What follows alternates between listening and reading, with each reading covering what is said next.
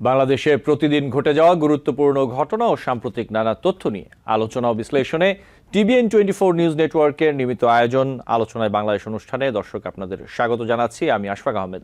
আজকের অনুষ্ঠানে অতিথি হিসেবে আমাদের সাথে যুক্ত আছেন দিদারুল ভূঁইয়া, অর্থ সমন্বয়ক, রাষ্ট্র সংস্কার আন্দোলন, এবং আমাদের সাথে আরও যুক্ত আছেন শওকত আলী, সংগঠক, দক্ষিণাঞ্চল জাতীয় নাগরিক পার্টি।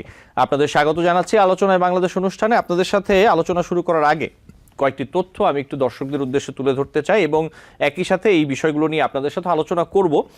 প্রথমে যে তথ্যটি তা হচ্ছে জাতীয় ঐকমত্য কমিশনের সহসভাপতি অধ্যাপক আলী রিয়াজ জানিয়েছেন, সংবিধানের জরুরি অবস্থা সংক্রান্ত অনুচ্ছেদ সহ 141-এর কয়েকটি গুরুত্বপূর্ণ অনুচ্ছেদে কিছু বিষয় যুক্ত করার বিষয়ে রাজনৈতিক দলগুলোর সঙ্গে ঐকমত্য তৈরি হয়েছে। রবিবার দিনব্যাপী সংস্কার বিষয়ক জুলাই সনদ প্রণয়নের জন্য সংলাপের পর এক প্রেস ব্রিফিংয়ে তিনি এই কথা জানান। তিনি বলেন, রাজনৈতিক দলগুলোর সাথে ঐকমত্য কমিশনের আজকের আলোচনায় প্রথমত জরুরি অবস্থা ঘোষণা সংক্রান্ত সংবিধানের অনুচ্ছেদ 141-এর কয়ে সুনির্দিষ্ট কিছু বিষয় যুক্ত করার প্রস্তাবে ঐকমত্য প্রতিষ্ঠা হয়েছে। বিষয়গুলো হলো অনুচ্ছেদ 141-এর ক সংশোধনের সময় অভ্যন্তরীণ গোলযোগের শব্দগুলোর পরিবর্তে রাষ্ট্রীয় স্বাধীনতা, সার্বভৌমত্ব, রাষ্ট্রীয় অখণ্ডতার প্রতি হুমকি বা মহামারী বা প্রাকৃতিক দুর্যোগ শব্দগুলো প্রতিস্থাপিত হবে। জরুরি অবস্থা ঘোষণার জন্য প্রধানমন্ত্রীর প্রতি স্বাক্ষরের পরিবর্তে মন্ত্রিসভার অনুমোদন যুক্ত করতে হবে। তিনি জানান, জরুরি অবস্থা ঘোষণা সম্পর্কিত মন্ত্রিসভা বৈঠকে বিরোধী দলীয় নেতা অথবা তার অনুপস্থিতিতে বিরোধী দলীয় উপনেতাকে অন্তর্ভুক্ত করতে হবে। এই সংশ্লিষ্ট আরও তথ্য রয়েছে, আমি সংক্ষেপে তুলে ধরলাম কয়েকটি বিষয়। এরপর যে তথ্যটি তা হচ্ছে, চিহ্নিত অপরাধী ও সন্ত্রাসীদের ধরতে আজ থেকেই বিশেষ চিরুনি অভিযান পরিচালনা করা হবে বলে জানিয়েছেন স্বরাষ্ট্র উপদেষ্টা লেফটেন্যান্ট জেনারেল অবসরপ্রাপ্ত মোহাম্মদ জাহাঙ্গীর আলম চৌধুরী। রবিবার স্বরাষ্ট্র মন্ত্রণালয়ের সম্মেলন কক্ষে আইন শৃঙ্খলা সংক্রান্ত উপদেষ্টা পরিষদ কমিটির 11তম সভা শেষে তিনি সাংবাদিকদের এই কথা বলেন এবং স্বরাষ্ট্র উপদেষ্টা বলেন, মিটফোর্ডে ভাঙারি ব্যবসায়ী সোহাগ হত্যাকাণ্ডের বিচার দ্রুত বিচার ট্রাইব্যুনালে নেওয়ার পদক্ষেপ নেওয়া হচ্ছে। হত্যাকাণ্ডের ঘটনায় দায়েরকৃত মামলার 19 আসামির মধ্যে এরই মধ্যে 7 জনকে র্যাব, সেনাবাহিনী ও পুলিশ গ্রেফতার করেছে। ঢাকার বাইরে গোয়েন্দা দল বিভিন্ন জায়গায় অভিযান চালিয়ে বাকি আসামিদের গ্রেফতারে কাজ করছে। এরই মধ্যে খুলনার হত্যাকাণ্ডেও একজনকে গ্রেফতার করা হয়েছে। তিনি বলেন, এ ঘটনায় প্রশাসনিক বা আইন শৃঙ্খলা বাহিনীর কোনো শিথিলতা ছিল কিনা তা সরকার গুরুত্ব সহকারে খতিয়ে দেখবে। আরেকটি তথ্য তা হচ্ছে, নির্বাচনী প্রতীক হিসেবে শাপলা না পেলে রাজনৈতিক লড়াইয়ের ঘোষণা দিয়েছে জাতীয় নাগরিক পার্টি।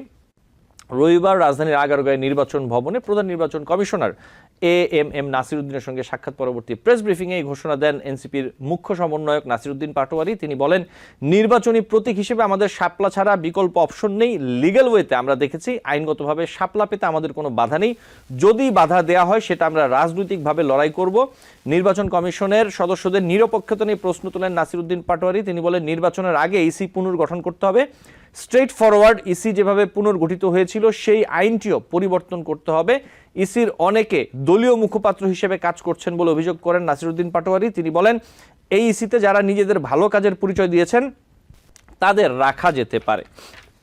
এবং সবশেষ সংক্ষেপে আরেকটি তথ্য তা হচ্ছে, 2025-26 অর্থ বছরের জুলাই মাসের প্রথম 12 দিনে রেমিটেন্স এসেছে বাংলাদেশে প্রায় 1071 million US dollar. 1071 million US dollar. Bangladesh ব্যাংকের সবশেষ তথ্য অনুসারে এই সময় প্রবাসীদের পাঠানো রেমিটেন্সের দৈনিক গড় 89.25 মিলিয়ন ডলার। গত বছরের একই সময়ে বাংলাদেশের রেমিটেন্স প্রবাহ ছিল 948 মিলিয়ন ডলার। এই ছিল কিছু তথ্য। দিদারুল ভূঁইয়া, আমি আপনার কাছে আসি অনুষ্ঠানের শুরুতে। আপনি আজকে ঐকমত্য কমিশনের বৈঠকে ছিলেন, সেখানে কি কি বিষয় নিয়ে আলাপ আলোচনা হলো যদি আমাদের দর্শকদের উদ্দেশ্যে একটু তুলে ধরতেন। এবং আমরা যেটি দেখতে পাচ্ছি যে আলী রিয়াজ তিনি বলছেন যে রাজনৈতিক দলগুলো বেশ কয়েকটি বিষয়ে একমত হয়েছে, এই ব্যাপারে আপনি যদি বলতেন, এবং বিশেষ করে জরুরি অবস্থা ঘোষণার যে প্রক্রিয়া নিয়ে আলোচনা হয়েছে এই ব্যাপারে। জি, অনেক ধন্যবাদ আপনাকে। দর্শকদেরকে সালাম এবং শুভেচ্ছা জানাই। ঐক্যবদ্ধ কমিশনের যে আজকে বোধহয় 11তম দিন, মানে দ্বিতীয় পর্যায়ে যে সংলাপ হচ্ছে প্রায় 32টা দলের সঙ্গে, এই 11 দিনের মধ্যে আমার ধারণা যে আজকের দিনটা মানে সবচেয়ে ফলপ্রসূ একটা দিন। আজকে 3টা বিষয়ে আমরা আলাপ করেছি এবং তার মধ্যে 2টা বিষয়ে আমরা ঐক্যমত্যে আসতে পেরেছি, যেটা খুবই ভালো একটা প্রোগ্রেস, আমি বলবো ভালো একটা বিষয়। প্রথমত আপনার যে প্রশ্নটা সেটা হচ্ছে জরুরি অবস্থা জারির বিষয়ে, আমাদের এখানে জরুরি অবস্থা জারির বিষয়ে আগে যেটা বিধান ছিল সেটা হচ্ছে যে প্রধানমন্ত্রীর পরামর্শে প্রেসিডেন্ট অ্যাকচুয়ালি এটা জারি করতেন এবং প্রধানমন্ত্রীর একটা অনুস্বাক্ষর থাকতো, এতটুকুই ছিল বিধানটা। এরপরে এখানে আলাপ হলো যে ঠিক আছে, ক্যাবিনেটকে এখানটায় যুক্ত করা দরকার, যাতে এটা এককভাবে প্রধানমন্ত্রীর, আমরা জানি যে প্রধানমন্ত্রীর পরামর্শ ছাড়া আসলে প্রেসিডেন্ট কোনো কাজ করতে পারে না, এবং প্রেসিডেন্ট আসলে দিন শেষে প্রধানমন্ত্রীর কাছে দায়বদ্ধ থাকেন। সে কারণে আমাদের আলাপ ছিল যে আমরা ক্যাবিনেটকে এখানটায় যুক্ত করব। এবং পরবর্তীতে আলাপ হলো যে ক্যাবিনেটও এরকম একটা আলাপ আসছিল যে ক্যাবিনেট দিন শেষে আসলে প্রধানমন্ত্রীর কাছে দায়বদ্ধ, এরকম একটা আলাপ আসছিল। কিন্তু আবার ভিন্ন মতামত আসছে, কেউ কেউ অভিজ্ঞতা শেয়ার করছেন যে দিন শেষে ক্যাবিনেটে যখন কোন একটা জিনিস যায় সেখানে বিভিন্ন মত আলাপ হওয়ার সুযোগ থাকেই। সো আর একটা ধাপ এখানটা আগানো গেছে, দুইটা মতকেই সম্মান জানি। আরেকটা ধাপ আগানো হয়েছে, সেটা হচ্ছে যে আপনার বিরোধী দলীয় যিনি নেতা, তিনি আসলে ক্যাবিনেটের মর্যাদাটা পান, এবং উপনেতাও, মানে প্রথম এবং দ্বিতীয় যে বিরোধী দলীয় নেতা। সো ওনাদের দুইজনকে, মানে দুইজনের একজনকে, প্রেফারেবলি বিরোধী দলীয় যিনি প্রধান নেতা তিনি, তিনি যদি অ্যাবসেন্ট থাকেন, কোনো কারণে আনঅ্যাভেলেবল থাকেন, সেক্ষেত্রে উপনেতা যিনি, এই দুইজনের একজন মিলে এই আলাপটা করে এই সিদ্ধান্ত নেয়ার প্রক্রিয়াটা এভাবেই সাজানো হয়েছে। সো এইটা একটা আসলে খুব ভালো প্রোগ্রেস। আর আরেকটা গুরুত্বপূর্ণ আলাপ, যদিও আপনি সেটা আনেন নাই, সেটা হচ্ছে প্রধান বিচারপতি নিয়োগের বিষয়ে আসলে আমরা জি। ঐক্যমতে আসতে পেরেছি, এবং এইখানটা একটা লম্বা আলাপ ছিল আমাদের, আসলে মানে অন্তত 3 দিনের আলাপ হয়েছে এই বিষয়টা নিয়ে, 3 দিন আংশিকভাবে আলাপ হয়েছে, এবং আজকে আসলে একমতে আসা গেছে। আপনি যদি সংক্ষেপে অনুমতি দেন, আমি সংক্ষেপে এই বিষয়টাও তুলতে জি, চাই। বলুন।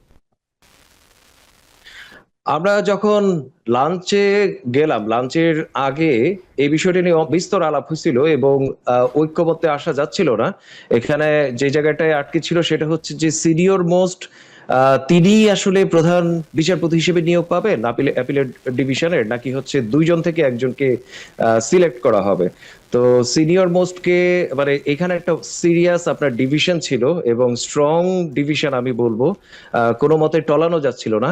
কিন্তু যেটা হয়েছে যে লাঞ্চের সময় আমরা অনেকেই আসলে এটা নিয়ে চেষ্টা করি যে যারা যারা আসলে শক্ত অবস্থানে আছেন তাদেরকে একটা আন্ডারস্ট্যান্ডিং এ আনানোর, এবং ইভেনচুয়ালি দুপুরের পরে, মানে লাঞ্চের পর পর যখন আমরা বসি, তখন বিএনপি থেকেও কিছুটা ছাড় দেওয়া হয়, বিএনপি থেকে ছাড় দেওয়া হয় যে ঠিক আছে, সবার হাউজের মতামত অনুযায়ী আমরা একজন সিনিয়র মোস্টের বিষয়ে আমরা একমত হলাম, কিন্তু একটা আপনার কি বলে এটাকে, আপনার তাদের একটা ডিসেন্ডিং ভয়েস আছে, পয়েন্ট অফ, মানে একটা নোট তারা রাখছেন যে আহ, তারা যদি আসলে জনগণের ম্যান্ডেট পান তাহলে তারা দুইজন থেকে যাতে আসলে সিলেক্ট করতে পারেন, এই প্রভিশনটা তারা করতে চান আর কি। So still it's all right. আপনার আমরা মানে মোটামুটি হ্যাপি যে এই দুইটা বিষয়ে ঐক্যমতে আসা সম্ভব হয়েছে। আর তৃতীয় যে বিষয়টা নিয়ে আজকে আলাপ হয়েছে সেটা হচ্ছে যে আপনার কেয়ারটেকার গভর্নমেন্টের যে প্রভিশনটা আর কি। তো এইখানটা আসলে আরো বিস্তর বিস্তর আলাপ হয়েছে অনেক, এবং আরো বিস্তর আলাপ লাগবে বলে আমার কাছে মনে হয়। জি, ধন্যবাদ আপনাকে। শওকত আলী, আপনার কাছে আসি। আমরা যেটা দেখলাম যে এই যে জরুরি অবস্থা জারির ক্ষেত্রে মন্ত্রিসভার অনুমোদন নেয়ার যে বিধান, জাতীয় ঐক্যমত্য কমিশনের প্রস্তাবে একমত হয়েছে জাতীয় নাগরিক পার্টিও। আপনি এরই মধ্যে নিশ্চয়ই জানেন যে এই বিষয়ে আপনি যদি একটু বলতেন, এই যে বিরোধী দলীয় নেতা অথবা উপনেতারও সম্মতি লাগবে অথবা তার সাথেও পরামর্শ করতে হবে। বাংলাদেশের রাজনৈতিক বাস্তবতায় আমরা যেটি শুনতে পাচ্ছি, বলছে যে এই বিষয়ে বিভিন্ন রাজনৈতিক দল একমত হয়েছে, অন্যান্য রাজনৈতিক দলগুলো, বিএনপি সহ অন্যান্য রাজনৈতিক দলগুলো। কিন্তু এখন যে আলোচনাগুলো হচ্ছে এগুলো তো পরবর্তীতে আসলে সংসদে এগুলো উত্থাপিত হওয়া এবং এগুলো আসলে পাশ হওয়ার বিষয়ে রয়েছে। সেই পর্যন্ত সেই জার্নির জায়গা থেকে আপনি এটি কিভাবে দেখেন, শওকত আলী? ধন্যবাদ আশরাফ ভাই, হৃদয় ভাইকেও ধন্যবাদ, এবং যারা দর্শক শুনছেন সবাইকে অভিনন্দন। প্রথমত আমি এই আজকে ঐক্যমত্য কমিশনের যেই আজকের দিন আমাদের হৃদয় ভাই বললেন যে ফলপ্রসূ, আমিও ঐক্যমত্য কমিশনের যেই সেশন গুলো হয় ফলো করার চেষ্টা করি, এবং আমি এর আপডেট থাকার চেষ্টা করি। আমার কাছে মনে হয়েছে আজকে যেই গুরুত্বপূর্ণ দুটো সিদ্ধান্ত হয়েছে, এইটা বাংলাদেশের রাজনীতির জন্যই একটা, আমি বলবো একটা মাইল ফলক। একটা, আমরা যে নতুন রাজনীতি, নতুন বাংলাদেশ চাই বলছি, যেই বাংলাদেশ আমরা কথায় কথায় একটা মুখস্থ হয়ে গেছে আমাদের, যে আওয়ামী লীগ বা শেখ হাসিনার যে প্রত্যেকটা প্রতিষ্ঠানকে ধ্বংস করে দিয়ে গেছে, তো সেই ধ্বংসস্তূপ থেকে ভেঙে এখন আসলে নতুন করে একটা প্রতিষ্ঠান হিসেবে, রাষ্ট্র হিসেবে গড়ে ওঠার যে আকাঙ্ক্ষা আমাদের মধ্যে আছে, একটা রাষ্ট্র ব্যবস্থা কোন একটা দলের হাতে কক্ষিগত থাকবে না, কোন একটা ব্যক্তির হাতে কক্ষিগত থাকবে না, বরঞ্চ একটা রাষ্ট্র একটা সবার মতামতের জায়গা থাকবে। এই যে ধারণাগুলো আমাদের মধ্যে ছিল, সেই ধারণাগুলোর আমরা মনে হচ্ছে একটা বাস্তব একটা রূপের কাছে আমরা কাছাকাছি যাওয়ার একটা চেষ্টা আছে, এবং সেই তার একটা ধাপ আমি বলবো এটাকে। দেখেন আপনি, যেটা হয়েছে আমরা আমাদের অভিজ্ঞতা থেকে আমরা দেখেছি, বাংলাদেশে একজন রাষ্ট্রপতি থাকলেও আসলে তার তেমন ক্ষমতা থাকে না। প্রধানমন্ত্রী সে হয়ে যায় বলতে গেলে সর্বময় ক্ষমতার অধিকারী। তো এইভাবেই করে আসলে এই সাংবিধানিক হইতেই গণতান্ত্রিক হইতেই আমি বলবো যে একটা ফ্যাসিস্ট কাঠামো আমাদের এখানে একটা বিদ্যমান ছিল। সেখান থেকে বের হওয়ার জন্য আমাদের নানা রকমের আকাঙ্ক্ষা প্রত্যাশা ছিল। প্রধানমন্ত্রী এবং রাষ্ট্রপতির ক্ষমতার ভারসাম্যকে আমরা ব্যালেন্স করতে চেয়েছিলাম। এবং মানে বিরোধী দল সেখানে একেবারে মানে বিরোধী দলের উপর দমন পীড়ন থেকে শুরু করে আমাদের ফ্যাসিজমের যাত্রাটা শুরু হয়। বিরোধী কোনো মত, যে কোনো মত, সেটা বিরোধী দল থেকে শুরু করে বিরোধী যে কোনো মতকেই দমন করার একটা প্রসেস থাকে বাংলাদেশে।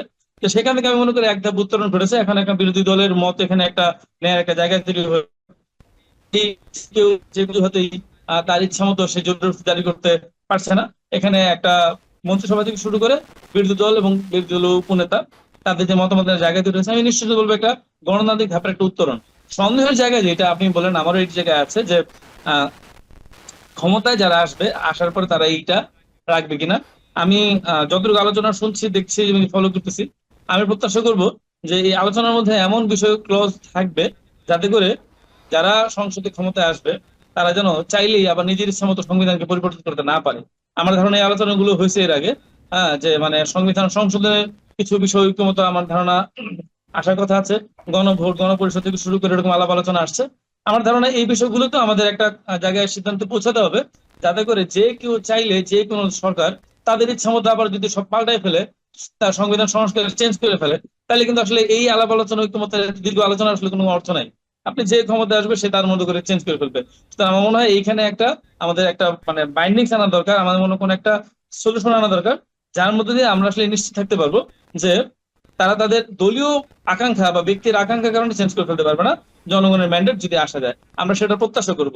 মানে সরকার যেই দল ক্ষমতা আসুক না কেন, আমরা প্রত্যাশা করবো যেন এই যে পরিবেশটা তৈরি হচ্ছে, সেই পরিবেশটা বজায় রাখার জন্য তারও সাংবিধানিক একটা আয়োজন আমরা এই সরকার থাকতে থাকতে যেন একটা আমাদের হয়ে যায়, যাতে করে এটা যেন মানে ভবিষ্যতে আমরা আমরা কারোর উপর ভরসা করতে চাই না যে আসবে এবং সব সমাধান করবে, সেই ভরসা আমরা থাকতে চাই না। আমরা চাই যে সিস্টেমটা এমন হোক যে কেউ যেন সেটা করতে না পারে, সেটা বাইন্ডিংস এর মধ্যে থাকে। এটা আমার প্রত্যাশা, আমাদের প্রত্যাশা। জি শওকত আলী, আমি আরেকটি বিষয় নিয়ে আপনার কাছে আসি। নির্বাচনী প্রতীক হিসেবে শাপলা না পেলে রাজনৈতিক লড়াইয়ের ঘোষণা দিয়েছে জাতীয় নাগরিক পার্টি।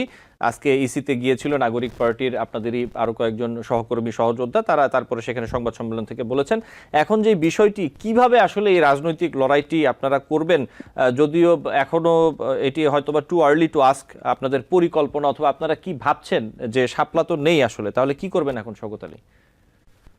না দেখেন, আমাদের আমরা যখন নির্বাচনী প্রতীক হিসেবে আমরা জনগণের কাছে আমরা কিন্তু রাজনৈতিক দল হওয়ার আগে কিছু ফর্ম ছেড়েছিলাম, কেমন বাংলাদেশ চাই এমন একটা শিরোনামে। সেখানে দলের নাম কি হতে পারে, দলের প্রতীক কি হতে পারে, এমন প্রশ্ন ছিল।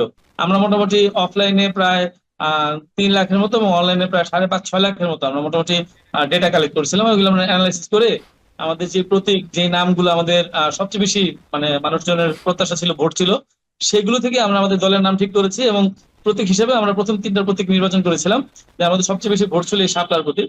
আমাদের প্রথমে আমাদের আলাপ আলোচনায় আমাদের যেই নির্বাচন কমিশনে যাওয়ার আগে আমাদের যেই প্রাথমিকভাবে আমাদের দল নিবন্ধনের যে কমিটিতে আলাপ আলোচনা হয়েছিল, সেখানে আমরা এই ব্যাপারটা নিয়ে নিজেরা অ্যানালাইসিস করেছি। আমাদের যারা অ্যাডভোকেট আছেন, লিগ্যাল উইং যারা দেখেন, তারা অ্যানালাইসিস করে দেখিয়েছেন যে আসলে শাপলা, আমরাও আমাদের প্রথমে ছিল যে শাপলা প্রতীক জাতীয় প্রতীক, তাহলে সেক্ষেত্রে মানে কোনো বাধা আসতে পারে কিনা। আমরা নানা রকমের নানা লিগেল ডকুমেন্ট ঘাটাঘাটি করে আমরা সিদ্ধান্ত পৌঁছেছি যে না, জাতীয় প্রতীক শাপলা না, জাতীয় প্রতীকের অনেকগুলো ফরমেশন আছে। তবে জাতীয় ফুল শাপলা, এটা ঠিক। তবে জাতীয় ফল কাঁঠাল হিসেবে একটা দলকে প্রতীক দেওয়ার নজির আছে, সেক্ষেত্রে জাতীয় ফুলও হতে পারে। সুতরাং আইনগতভাবে বাধা নেই। যেখানে বাধার প্রশ্ন আসছে সেটা হচ্ছে যে নির্বাচন কমিশনের যেই তালিকা, সেই তালিকাতে শাপলা প্রতীকটা নিবন্ধিত না। নিবন্ধিত দল যারা আবেদন করবে তাদের জন্য শাপলা বরাদ্দ নাই। কিন্তু আপনি দেখেন আজকে 127টার উপরে দল তারা নিবন্ধনের জন্য আবেদন করেছে, 127টা প্রতীক কিন্তু নাই। 60 থেকে 70টার মতো প্রতীক সম্ভবত নির্বাচন কমিশনের কাছে আমার দেখছি আছে। সুতরাং তারা প্রতীক সংকট এমনিতেই আছে, তাদের নতুন নতুন প্রতীক অ্যাড করতে হবে। সুতরাং আমাদের প্রত্যাশা ছিল যে নতুন যে প্রতীকগুলো অ্যাড করতে হবে বা অ্যাড করবে, সেখানে শাপলাকে যেন অন্তর্ভুক্ত করা হয় আমাদের দাবি বা গণদাবির প্রেক্ষিতে। যেহেতু আইনে কোনো বাধা নেই। সুতরাং এই জায়গা থেকে আমরা বলতেছি যে শাপলা, আমরা আমাদের বক্তব্য, আমাদের আমাদের যে আলাপ আলোচনা, আমাদের যে বিশ্লেষণ এবং গবেষণা, তাতে বাংলাদেশের আইনে শাপলার প্রতীক হিসেবে ব্যবহার করতে আমরা কোনো বাধা দিতে পারছি না। এখন যদি নির্বাচন কমিশন যদি এক্ষেত্রে আমাদের না দিতে চায়, সেক্ষেত্রে হচ্ছে আমরা এটা নিয়ে পরবর্তীতে কিভাবে এই ব্যাপারটা আমরা কথা বলতে পারি, কিভাবে এই ব্যাপারটা সলিউশনে আসতে পারি, সেটা আমরা ভবিষ্যতে আরো ভাববো। তবে আমরা আমাদের জায়গা থেকে আমরা এখনো পর্যন্ত শাপলাকে আমাদের প্রতীক হিসেবে, বিশেষ করে জনগণ যেহেতু আমাদের এই ব্যাপারটাতে সবচেয়ে বেশি ভোট দিয়েছে, সুতরাং এটা পাওয়ার ব্যাপারে আমরা আশাবাদী। জি, ধন্যবাদ আপনাকে। দিদারুল ভুঁইয়া, আপনার কাছে আসি আরেকটি বিষয় নিয়ে, যদিও এই বিষয়টির সাথে এনসিপির সংশ্লিষ্টতা রয়েছে, এই বিষয়ে আমি আবার শওকত আলীর কাছেও যাব। এনসিপির যুগ্ম সদস্য সচিব জহিরুল ইসলাম মুসা বলেছেন যে আওয়ামী লীগের নিবন্ধন স্থগিত রয়েছে, তাই নিবন্ধন স্থগিত থাকা দলের প্রতীক তফসিলে থাকতে পারে না। ইসির প্রতীকের তফসিল থেকে নৌকা বাদ দিতে আইন ভিত্তি সিইসির কাছে তুলে ধরা হয়েছে, তিনি জানিয়েছেন। আবার এদিকে আওয়ামী লীগের নিবন্ধন স্থগিত হলেও নির্বাচন কমিশনের প্রতীকের তফসিলে নৌকা আপাতত থাকবে, এটি জানিয়েছেন নির্বাচন কমিশনার আব্দুর রহমানেল মাসুদ। আবার সেই সঙ্গে যে বিষয়টির কথা বলছিলাম, শাপলা প্রতীক হিসেবে অন্তর্ভুক্ত হচ্ছে না বলেও জানিয়েছেন তিনি। বিষয়টি এখানে এনসিপি, নৌকা অথবা আওয়ামী লীগের নাম, যেটা বলতে চাচ্ছি যে আওয়ামী লীগ তো এখন তাদের কার্যক্রম নিষিদ্ধ, এখন দলই সক্রিয় নেই, কার্যক্রম নিষিদ্ধ, প্রতীক থাকলেই কি না থাকলেই কি, মানে এটি নিয়ে আসলে বিতর্কের কি খুব বেশি প্রয়োজন রয়েছে আপনি মনে করেন দিদারুল ভুঁইয়া? না, আমি আপনার সঙ্গে একমত। এটা নিয়ে খুব যে বিতর্ক হওয়া দরকার আছে আমি এখন মনে করি না। আমি বরঞ্চ মনে করি যে নির্বাচন কমিশনের যে আসলে সংস্কার প্রস্তাবগুলো, সেগুলো যে এখন পর্যন্ত আপনার অ্যাকসেপ্ট করা হয় নাই, ইমপ্লিমেন্ট করা হয় নাই, এইটা বরঞ্চ খুব খারাপ একটা লক্ষণ। এইটা আসলে আমাদেরকে একটা খারাপ বার্তা দেয় যে এখানে কোনো ধরনের ইল ইন্টেনশন আছে কিনা।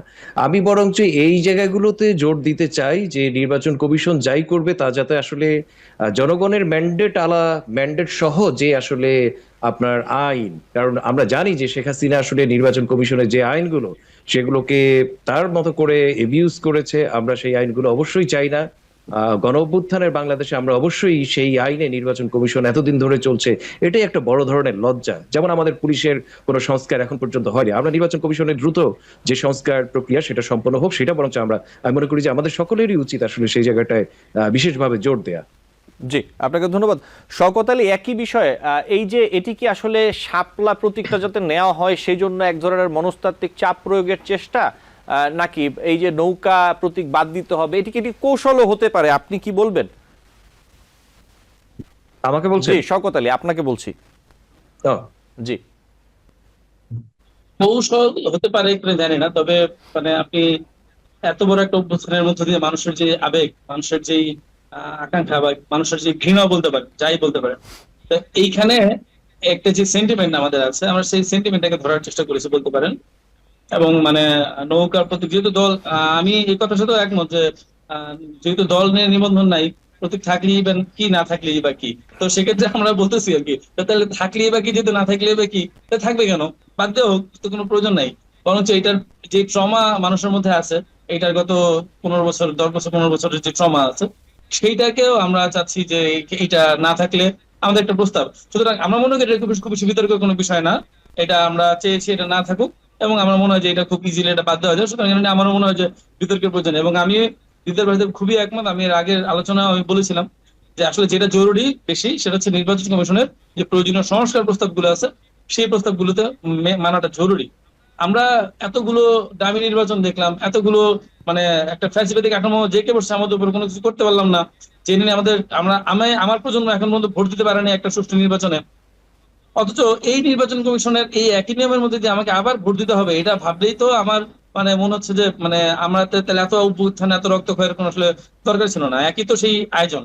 সুতরাং আমার মনে হচ্ছিল যে এইখানে আসলে আমাদের ফোকাসটা আমাদেরও বা সব জায়গা থেকে আমার মনে হয় যে বেশি জরুরি নির্বাচন কমিশনের যে মূল সংস্কারগুলো আছে, নির্বাচন প্রক্রিয়ার যে সংস্কারগুলো হওয়া দরকার, সেগুলোতে মনে হয় আমার বেশি ফোকাস রাখা উচিত। এবং এই বিষয়টা ছোট বিষয়, আমার মনে হয় বিষয়টা মেনে নিলি, আমার মনে হয় যে মেনে নিলেও আসলে খুব মানে তাদেরও কোনো ক্ষতি নাই আর কি। নৌকা প্রতীক থাকে না থাকে নিয়ে আসলে মনে হয় মানে খুব বেশি আলোচনা জরুরি না। এটা আমরা একটা দাবি বলতে পারেন, আমরা একটা দাবি করেছি, আমার মনে হয় দাবিটা মানে মানা যায় আর কি। জি, শওকত আলী, ধন্যবাদ আপনাকে। একটি বিরতি নিব, বিরতি থেকে ফিরে আপনাদের সাথে আরো কয়েকটি বিষয় নিয়ে কথা বলবো। দর্শক, আলোচনায় বাংলাদেশ অনুষ্ঠানে নিচ্ছি ছোট্ট একটি বিরতি, সাথে থাকবেন। TBN24 টেলিভিশন দেখতে আজই কল করুন 7187776556 লগ ইন করুন www.totalcablebd.com। দর্শক, আলোচনায় বাংলাদেশ অনুষ্ঠানে আপনাদের আবারও স্বাগত জানাচ্ছি। আমাদের সাথে আছেন দুজন অতিথি। দিদারুল ভূঁইয়া, আমি একটু আপনার কাছে আসতে চাই, একটু তুলে ধরি আইন শৃঙ্খলা পরিস্থিতির অবনতি দিনে 11 খুন। এটি দৈনিক বণিক বার্তা বাংলাদেশের একটি গণমাধ্যমের প্রথম পাতার খবর। এবং বাংলাদেশে গত 6 মাসে জানুয়ারি থেকে জুনের মধ্যে যে অপরাধ কর্মকাণ্ড তার একটি চিত্র তারা তুলে ধরেছে সেখানে। এবং সেখানে তারা যে তথ্য দিয়েছে, পুলিশ সদর দপ্তরের তথ্য, তারা যেটি বলছে যে 1930টি খুন, 366টি ডাকাতি, 970টি ছিনতাই, 11,000-এর বেশি নারী ও শিশু নির্যাতন এবং 515টি অপহরণ হয়েছে গত 6 মাসে। দেশে নিরাপত্তা পরিস্থিতি কেমন দেখছেন দিদারুল ভূঁইয়া? এই সরকারের যতগুলো ডিজাস্টার আছে তার মধ্যে একটা সবচেয়ে বড় ডিজাস্টার হচ্ছে যে এই আইন শৃঙ্খলা পরিস্থিতি। অবশ্যই আপনি বলতে পারেন যে মানে এর চেয়ে গুরুত্বপূর্ণ হয়তো মানে ইন সাম সেন্স আসলে ডিজাস্টার আছে, কিন্তু আমি সেই তর্কে যাব না। গণ অভ্যুত্থানের পরে যে আমাদের 3 দিন যখন বাংলাদেশে কোনো সরকার ছিল না, তখন কিন্তু দেশের আইন শৃঙ্খলা পরিস্থিতি এত খারাপ অন্তত ছিল না। এবং এখন যতখানি খারাপ, এটার অবশ্যই বড় পলিটিক্যাল পার্টির দায় আছে। আমরা জানি যে বিএনপির অনেক নেতাকর্মী সারা দেশে, বিএনপি আমার ধারণা কিছু না হলে 1000 তাদের নেতাকর্মীকে আসলে সাসপেন্ড করছেন বিভিন্ন ধরনের অভিযোগে। এবং বিএনপির আমরা যেটা শুনি যে কেউ কেউ বলছেন 100-র বেশি, 150-র বেশি, কেউ কেউ বলছেন যে 40-এর বেশি বিএনপির নেতাকর্মী আসলে খুন হয়েছে নিজেদের দ্বারা। এবং আমরা দেখছি যে সরকার থেকে অনেক সময় মবের ব্যাপারে আপনার এক ধরনের কি বলবো ইন্সপায়ার করা হয়েছে যে মব করেন। সরকারের থেকে এটা বলা হয়েছে যে মব না, এটা হচ্ছে যে আপনার কি বলে মানে এক ধরনের ক্ষোভ। আমরা দেখছি যে আমাদের এনসিপির বন্ধুদেরও অনেকেই, সরকারের কথা আগে বলি, আমাদের আসিফ মাহমুদ সাহেব তিনি তো মানে মবদের সরাসরি আসলে আপনার প্রমোট করছেন। আমি যদি বলি যে এনসিপির নেতা এই যে আরিফ সোহেল, আমাদের কাছের বন্ধু মানুষ, ছোট ভাই, আমরা একসঙ্গে বেশ কিছুদিন পলিটিক্স করছি, আরিফ সোহেল পর্যন্ত বলছে যে একটা থানা মাটির সঙ্গে মিশাই দিতে হবে।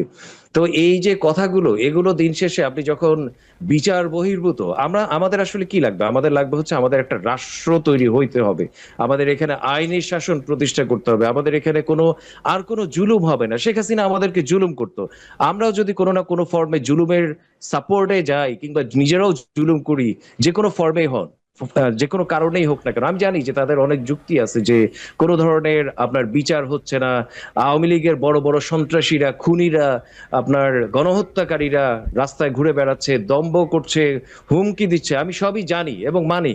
কিন্তু তারপরেও সকল যুক্তির পরেও আপনি কোনো অবস্থাতেই মবকে আপনি উৎসাহী করতে পারেন না, প্রমোট করতে পারেন না, নেতৃত্ব দিতে পারেন না। এবং অবশ্যই সরকারের জায়গা থেকে তো অবশ্যই পারেন না, কোনো দায়িত্বশীল জায়গা থেকে পারেন না। পলিটিক্যাল পার্টিগুলো সবচেয়ে দায়িত্বশীল ব্যবহার করা উচিত, এই সময় অন্তত সবচেয়ে দায়িত্বশীল আচরণ করা উচিত। সো এই জিনিসগুলো নিয়ে আমরা সিরিয়াসলি কনসার্ন, আমরা যার পর নাই ক্ষুব্ধ। এগুলোর ইমিডিয়েট সমাধান যদি না হয়, এটা সরকারের জন্য একটা বড় ধরনের একটা সমস্যা হয়ে উঠতে পারে। জি, ধন্যবাদ আপনাকে। শওকত আলী, একই বিষয় আমি একটু যোগ করি সাথে, সেটা হচ্ছে যে স্বরাষ্ট্র উপদেষ্টা বলেছেন যে চিহ্নিত অপরাধী ও সন্ত্রাসীদের ধরতে আজ থেকেই বিশেষ চিরুনি অভিযান পরিচালনা করা হবে। এই চিরুনি অভিযানে কতটা সফল হবে সরকার, আপনি কতটা আশা রাখেন শওকত আলী? এর আগে আমরা কিছুদিন আগে দেখেছিলাম যে অপারেশন ডেভিল হান্ট নামে এক ধরনের একটা কি বলা যায় যে এটাকে একই রকমের একটা প্রক্রিয়ার কথা তারা বলেছিলেন।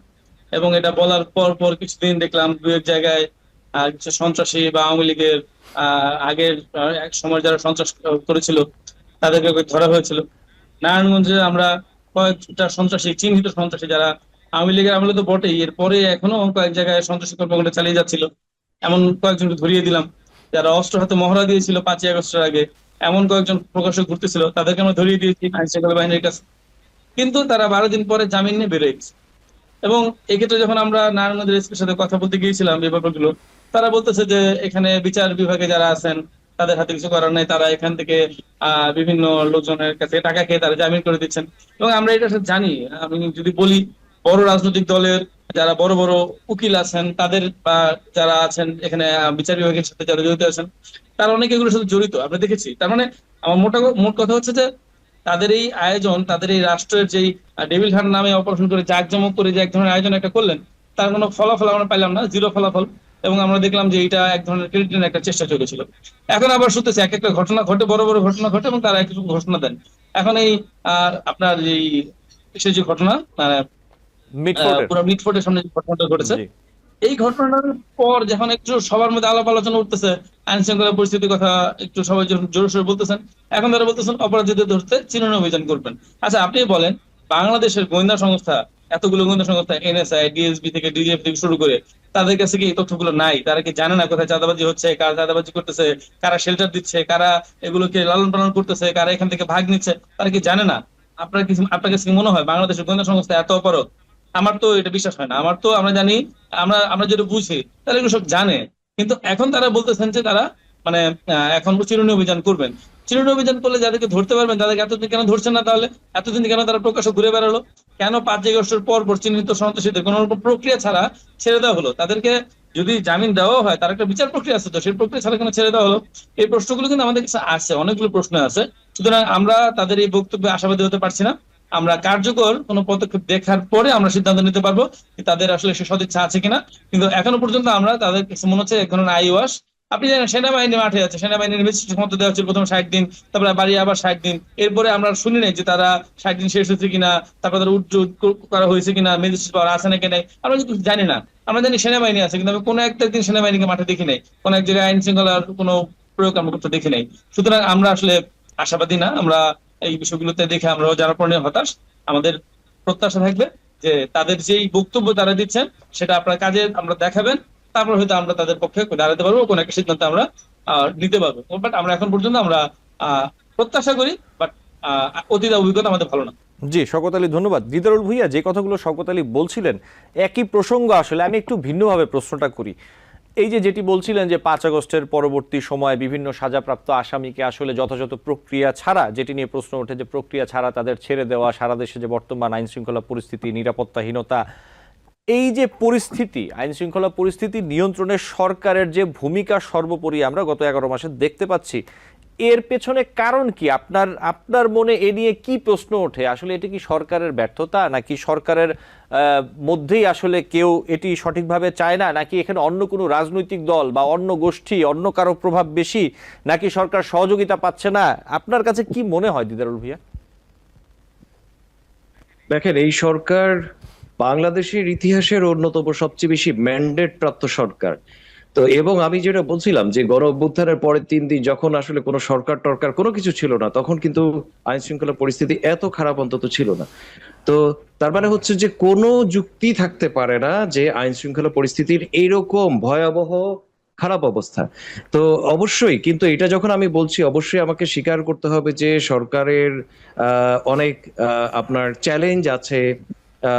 সরকারের ধরেন যে দেশি বিদেশি এখানে অনেক ষড়যন্ত্র আছে। বড় বড় দলগুলো, যেটা তো আমি বললামই, তাদের যে চাঁদাবাজি, তাদের যে তোলাবাজি, তাদের যে দখলবাজি, এই যে প্রতিযোগিতায় তারা লিপ্ত হয়েছেন, এই জিনিসগুলো আছে। কিন্তু সবচেয়ে যেটা গুরুত্বপূর্ণ, সবচেয়ে বড় দায় হচ্ছে অবশ্যই সরকারের ইনক্যাপাবিলিটি, সরকারের অযোগ্যতা, অদক্ষতা।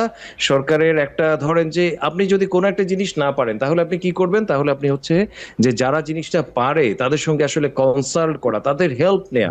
এই সরকারের কাছ থেকে আপনি দেখছেন কোনো কিছু, কোনো ধরনের মানে তারা কনসালটেশন করে? আপনার এই ঐক্য কমিশন ছাড়া সরকার আসলে কোনো মানে পলিটিক্যাল পার্টি বলেন, কারোর সঙ্গে বলেন, সেই অর্থে যে খুব একটা কনসাল্ট করে এরকম কিন্তু আমরা দেখি না। বরঞ্চ তাদের মধ্যে একটা গোয়ার তুমি আছে। আমরা যখন কোনো উপদেষ্টার ব্যর্থতার কথা মানে জোরালো ভাবে বলছি, প্রতিবাদ করছি, চোখে আঙ্গুল দিয়ে দেখিয়ে দিচ্ছি, তখনও আমরা দেখি যে তাকে আসলে আপনার ওইখানেই রেখে দেওয়া হয়, হয়তো একটু ডান বাম করা হয়, আমাদেরকে বুঝ দেওয়া হয়। কিন্তু দিন শেষে সরকারের যে উপলব্ধির যে জায়গাটা, যে আমার এইখানটা আমার একটা মানে ঘাটতি আছে, আমি এটাকে মেক আপ করি, এই ধরনের কোনো কিছু কিন্তু আমরা সরকারের কাছে দেখি না। সো অবশ্যই এটা সরকারের দায় এবং সরকারের দোষ সরকারকে এটার জন্য জবাবদিহি করতে হবে। জি, ধন্যবাদ আপনাকে। শওকত আলী, একটি কথা বলছিলেন ষড়যন্ত্র, দিদারুল ভুইয়া বলছিলেন এই ষড়যন্ত্র থেকে আপনার কাছে আসি। ভিন্ন রাজনৈতিক দলের দুজনের একটু বক্তব্য দিয়ে কিন্তু আপনার দৃষ্টিভঙ্গি আমি আসছি। এটি হচ্ছে বিএনপির ভারপ্রাপ্ত চেয়ারম্যান তারেক রহমান, তিনি বলেছেন যে দেশে ষড়যন্ত্র শেষ হয়নি, ষড়যন্ত্র আরও জোরে সোরে শুরু হয়েছে এবং বিএনপিকে ধ্বংস করতে, জাতীয়তাবাদী শক্তিকে ধ্বংস করতে সুনির্দিষ্ট চক্রান্ত হচ্ছে, এমনটা মন্তব্য করেছেন বিএনপির মহাসচিব মির্জা ফখরুল ইসলাম আলমগীর। এবং এখনো অপপ্রচার চলছে নির্বাচন পেছানোর জন্য, নানা রকমের বক্তব্য তাদের আছে। এটি বিএনপির বক্তব্য। শওকত আলী, আপনি অথবা আপনারা কি কোনো ষড়যন্ত্র দেখছেন? আমরা যেটি দেখতে পাচ্ছি যে খুব রিসেন্ট টাইমের মধ্যে বেশ কয়েকবার আপনাদের রাজনৈতিক দলের কার্যালয়ের সামনে আপনারা যেটি বলছেন যে ককটেল বিস্ফোরণ, ফাঁকা ককটেল বিস্ফোরণ হচ্ছে। কি হচ্ছে আসলে শওকত আলী? ষড়যন্ত্রটা আপনার কাছে কি মনে হচ্ছে? যদি ব্যক্তিগত মতামত দিই আমি, ষড়যন্ত্র এমন একটা শব্দ যে আপনি এটা যে কোনো কিছুর ব্যাপারে আপনি ব্যবহার করতে পারবেন। আপনার বিপক্ষে যে কোনো সিদ্ধান্তকে আপনি ষড়যন্ত্র হিসেবে তুলে ধরতে পারবেন। আবার এটাও ঠিক যে ষড়যন্ত্র রাজনীতিতে, এটা দেশি বিদেশি ষড়যন্ত্র এটা সবসময় থাকে। প্রত্যেকটা স্বার্থান্বেষী মহল তাদের স্বার্থ রক্ষা করার জন্য তারা নানা রকমের ষড়যন্ত্র সারাক্ষণ করতে থাকে, এবং এইগুলো মোকাবেলা করে করে রাজনৈতিক দলকে বা সরকারকে আসলে এগিয়ে যেতে হয়। এটা সারা পৃথিবীর সব জায়গায় নিয়ে বাংলাদেশে তাই ঘটে। সুতরাং এটা যখনই আপনার কাছে মনে হবে যে কোন একটা দলকে মাইনাস করার ষড়যন্ত্র চলছে, সেইটা সেই দলের যারা থাকবে তাদের মনে হতে পারে। এটা আমাদের কাছে কিছুদিন আগে বা এখনো আমাদের মনে হয় এনসিপি কে বা আমাদের যে ছাত্রদের দলকে কলুষিত করার জন্য তাদেরকে নানা রকমের তথ্য মিস ইনফরমেশনের মধ্যে দিয়ে দিয়ে যাওয়া, কোথাও ট্র্যাপ, কোথাও হচ্ছে অপতথ্য, অপসাংবাদিকতা। আপনারা দেখেছেন কিছুদিন আগে ফটোকার্ড সন্ত্রাস বলবো, আমি তথ্য সন্ত্রাস বলবো, ফটোকার্ডের এক ধরনের চলছিল, মানে এক ধরনের মিডিয়াতে মিডিয়া কুপ বলতে পারেন আপনি। তো এইটা আমাদের ক্ষেত্রে আমরা দেখেছি। এটা বিএনপির কাছে মনে হচ্ছে এখন যে বিএনপির বিরুদ্ধে ষড়যন্ত্র হচ্ছে, কারণ রিসেন্টলি কিছু ঘটনা যেটা বিএনপির বিপক্ষে যাচ্ছে। বিএনপির ভাবমূর্তি নষ্ট হচ্ছে সামাজিক মাধ্যমে শুরু করে মানুষের কাছে। এইটা সুতরাং দলের নেতা হিসেবে তিনি বলতে পারেন, তারেক রহমান, জনাব তারেক রহমান বলছেন রাজনীতি বাংলাদেশে, এটার ক্ষেত্রে মনে হতে পারে। আমি ষড়যন্ত্র যে হচ্ছে না এটা ডিনাই করবো না এরকম, আমি মনে করি যে এইটা একটা দেশের চলমান প্রক্রিয়া। আমরা মনে করতেছি আমাদের এগেইনস্টে ষড়যন্ত্র করতেছে একদল, তারা মনে করছে তাদের বিরুদ্ধে ষড়যন্ত্র করতেছে, কিন্তু আমি মোটা দাগে এমন মনে করি না যে নির্দিষ্ট কিছু ব্যক্তি সবাই মিলে একটা দলের পিছনে ষড়যন্ত্র করতেছে। আমার কাছে মনে হয় এটা ওভারঅল সিস্টেমের পার্ট। আর যে বক্তব্যটা আমি মানে বলতে চাই জনাব তারেক রহমানের উদ্দেশ্যে বা বিএনপির উদ্দেশ্যে, আমি যেটা বলতে চাই যে 5ই আগস্টের পরে বাংলাদেশের যে আজকের অবস্থান, আপনি যত যা বলেন না কেন, অভ্যুত্থান পরবর্তী সময়ে বাংলাদেশ যে আইন শৃঙ্খলা ব্যবস্থা অনেক বেশি অবনতি হয় নাই, এতে করে আমি বিএনপিকে ক্রেডিট দিতে চাই। বাংলাদেশের বড় রাজনৈতিক দল হিসেবে তাদের যে প্রতিশোধ পরায়ণ হওয়ার কথা সবাই ভেবেছিল, তারা অতটা হয় নাই বলেই আমরা অনেকটা সহিংসতা এড়াতে পেরেছিলাম। তারা ধন্যবাদ প্রাপ্য। কিন্তু তাদের নেতাকর্মীদের মধ্যে সারা দেশে যে পরিমাণ মানে ওই ক্ষমতার স্বাদ, ক্ষমতার লোভ তৈরি হয়েছে, বা তারা মনে করছে ক্ষমতায় আসছে, এবং তার যে বেপরোয়া পরিণতি, তাতে করে মানুষের কাছে তাদের ভালো বার্তা যাচ্ছে না। সুতরাং মানুষজন যদি তাদের কাছে এইরকম ঘটনা চলতে থাকে, মুখ ফিরে নিবে। যতই ষড়যন্ত্র তত্ত্ব বলতে বলেন আপনি, আসলে এটা লাভ হবে না। মানুষজন তার পারসেপশন দিয়ে বুঝে, মানুষজন তার ঘটনা, তার জীবন দিয়ে বুঝে। সুতরাং সে যখন ফেস করে কোন একটা জায়গায়, কোন একটা ঘটনা তার চোখের সামনে ঘটে, সে যখন একটা মানুষকে মেরে ফেলতে দেখে রাস্তার মধ্যে, সে যখন দেখে চাঁদার জন্য একজনকে কুপি মেরে মারা হচ্ছে, বা কারো জমি দখল করে নেওয়া হচ্ছে, বা কাউকে ঘর থেকে বের করে দেওয়া হচ্ছে, সুতরাং সেটা আরো 10 জনের মধ্যে একজনের ভীতি সঞ্চার হয়, একজনের পারসেপশন তৈরি হয়, একটা বিরোধী মনোভাব তৈরি হয়। সুতরাং এইটা আপনি এড়াতে পারবেন না। সুতরাং আমি মনে করি তারেক রহমানের জন্য তার কোনো উচিত ষড়যন্ত্রের তত্ত্ব দিকে না তাকিয়ে দলের স্ট্যাবিলিটির দিকে মনোযোগ দেওয়া। বিএনপি যদি সঠিক ট্র্যাকে রাজনীতি করতে পারে, আমি মনে করি বাংলাদেশের জন্য এটা মঙ্গলজনক, আমাদের পুরো রাজনৈতিক সিস্টেমের জন্য এটা মঙ্গলজনক। জি, শওকত আলী। দিদারুল ভুইয়া, ভিন্ন একটি প্রসঙ্গে আপনার কাছে আসি। যশোর শহরের বকুলতলায় অবস্থিত শেখ মুজিবুর রহমানের মুরাল ভেঙে স্থানটিতে নির্মিত হতে যাচ্ছে জুলাই শহীদ স্মৃতিসৌধ। এই উদ্যোগটি আপনি কিভাবে দেখছেন? মানে মানে এইটার পেছনের যে আপনার সাইকোলজি আপনি যদি দেখেন, যে মানে সমাজের মধ্যে, জনগণের মধ্যে শেখ মুজিব বলেন, আওয়ামী লীগ বলেন, এদের এই মানে সবগুলো আওয়ামী বা প্রতীকগুলোর প্রতি যে যেরকম মানুষের ক্ষোভ, এই ক্ষোভের তো খুবই যৌক্তিক কারণ আছে, এটাতে তো কোনো অস্বীকার করার কোনো সুযোগ নাই। কিন্তু আমি যে জায়গাটায় গুরুত্ব দিই সেটা হচ্ছে যে এই জিনিসগুলো যে আমাদের মানে ছাত্র জনতাকে যে এই জিনিসগুলো করতে হয়, আমার মনে হয় যে আমরা এই ভাঙ্গাভাঙ্গি বা এই জায়গাগুলো থেকে 9 মাস পরে এখন আর এই জায়গাগুলোতে বেশি ইফোর্ট না দিয়ে আমরা বরঞ্চ কিভাবে ধরেন যে আমাদের দৈনন্দিন যে সংকটগুলো, আমাদের যে রাজনৈতিক সিচুয়েশন, আমাদের যে অর্থনৈতিক সিচুয়েশন, আমাদের যে আইন শৃঙ্খলা পরিস্থিতি, এগুলো নিয়ে যদি আমরা আসলে যারা আসলে রাজনীতি করি কিংবা যারা আসলে সমাজকে ধরেন যে এক ধরনের দিক নির্দেশনা দেওয়ার চেষ্টা করি, ছাত্র জনতা এখানে যারাই আছেন ইনভলভ, সবার কাছে আমি আহ্বান করব বরঞ্চ এই জায়গাটায় এখন ফোকাস করা। শেখ হাসিনা আওয়ামী লীগকে যথেষ্ট পরিমাণ যে আপনার ক্ষোভ, সেই ক্ষোভ যথেষ্ট পরিমাণ প্রমাণ দেওয়া হয়েছে, জানানো হয়েছে। এখন আসলে বাকি কাজটা হওয়া উচিত হচ্ছে যে প্রকৃতভাবে বিচারের মাধ্যমে, রাষ্ট্রীয়ভাবে। কারণ হচ্ছে যে এখন যদি আপনি এখনো যদি গণ অভ্যুত্থানের 10 মাস পরে, 11 মাস পরে অ্যাকচুয়ালি আপনি যদি এখনো যদি ছাত্র জনতাকে যদি এই জিনিসগুলোতে ইনভলভ হতে হয়, তাহলে এগুলো কিন্তু একটা নেগেটিভ ইম্প্যাক্ট ফেলতে পারে। বরঞ্চ তাদের পক্ষে কোনো যুক্তি, তাদের পক্ষে কারো সিম্প্যাথি তৈরি করা, বিদেশে তারা এই জিনিসগুলোকে বিক্রি করা অসৎ উদ্দেশ্যে, এই জিনিসগুলো আমাদের বোঝা উচিত। এবং আমার কাছে এটাও মনে হয় যে কখনো এই জিনিসগুলো একটা ষড়যন্ত্রের অংশ হতে পারে, যে এই জিনিসগুলো যত হবে তারা বিদেশে তাদেরকে আপনার আক্রান্ত বলে তারা আসলে বিক্রি করতে পারবে, একটা সিম্প্যাথি গেম খেলার চেষ্টা করতে পারে। সো এই জিনিসগুলো আমার কাছে মনে হয় এই তো আমি আসলে আমাদের রাজনীতিবিদদের মধ্যে কাছে আসলে চাই। জি, শওকত আলী, একই বিষয়, এই উদ্যোগটি আপনি কিভাবে দেখছেন? না, দিদার ভাইয়ের সাথে আমি একমত, তবে আমি একটু অ্যাড করতে চাই। সেইটা হচ্ছে যে আপনি দেখেন গত 15 বছর, তো বলি আমরা 15 বছর না, আরো অনেক সময় হয়েছে আমাদের, কিন্তু আমাদের দেশে দেখবেন আপনি যে মানে যত্র এমন কোন জায়গা নেই যে জায়গায় একটা ফাঁকা জায়গা পেলেই একটা শেখ মুজিবুর রহমানের মুরাল বা মূর্তি বা কোন একটা মানে নানা নামে বেনামে নানা রকমের ভাস্কর্য এগুলো তৈরি করা হয়েছিল। এবং এগুলোর পিছনে আসলে একটা অর্থনৈতিক কারণও আছে। এক তো হচ্ছে তাদের মানে শেখ মুজিবুর রহমান একটা কাল্ট ফিগার, এটাকে প্রতিষ্ঠিত করার একটা ব্যাপার আছে, তার সাথে কিন্তু অর্থনৈতিক ব্যাপার আছে। একটা বিশাল পরিমাণ টাকা লুটপাট হচ্ছে এগুলো করার মধ্য দিয়ে আমাদের দেশে। এবং মজার বিষয় হচ্ছে যে আর কোনো জায়গা নেই এখন। মাঝে মাঝে যখনই আপনি কোন একটা মনুমেন্ট বা কোন একটা করতে চাইবেন, আমরা যেমন নারায়ণগঞ্জে একটা জুলাই স্মৃতিসৌধ করতে চেয়েছিলাম, আমরা কোনো ফাঁকা জায়গা আমরা নারায়ণগঞ্জে খুঁজে পাচ্ছি না। সব জায়গায় কিছু না কিছু একটা করা হয়ে গেছে। আমরা শেষ পর্যন্ত একটা ফাঁকা জায়গা খুঁজে পেয়েছি, যেখানে আগামীকাল একটা জুলাই স্মৃতিস্তম্ভ বানানো হবে। কয়েকজন উপদেষ্টা আসবে নারায়ণগঞ্জে উদ্বোধন করতে। এইটা একটা বাস্তবতা। কিন্তু অনেক জায়গায় বা বিশেষ করে ঢাকা শহরে আপনি দেখেন, ঢাকা শহরের এমন কোনো মোড় নাই, এমন কোনো জায়গা নেই, এমন কোনো রাস্তা, চৌরাস্তা বা এমন জায়গা নাই যেখানে এইরকম নানা রকমের আয়োজন করা হয়নি। যার ফলে যেটা হয় যে নতুন কিছু করতে গেলে পুরোনো কিছু ভাঙতে হয়, একটা ব্যাপার আছে। একটা বিষয় হচ্ছে যে 5ই আগস্টের পর মানুষের যে ক্ষোভ ছিল, সেই ক্ষোভের কারণে অনেক জায়গায় ভাঙচুর হয়েছে, অনেক বিষয়, অনেক ভাস্কর্য বা অনেক জায়গাগুলো যেগুলো হচ্ছে মেরামত করার জায়গা হয়নি, সেখানে কিন্তু করতেছে।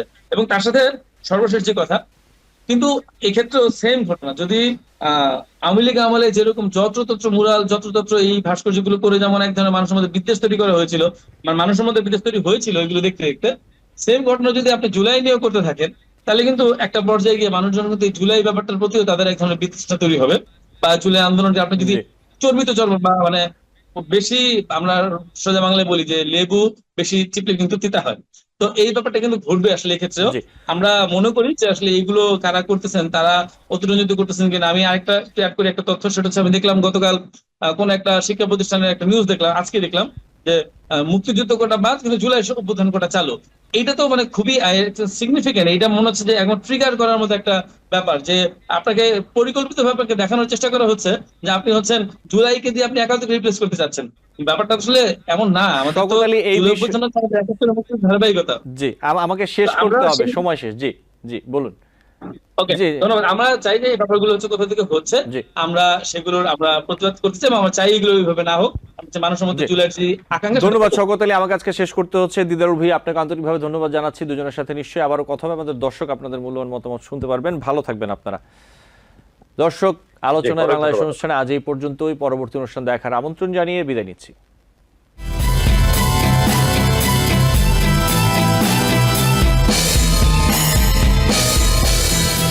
TBN 24 টেলিভিশন দেখতে আজই কল করুন 7187776556। লগ ইন করুন www.totalcablebd.com। নিউ ইয়র্ক থেকে সম্প্রচারিত TBN 24 টেলিভিশন বিশ্বজুড়ে বাঙালির কণ্ঠস্বর।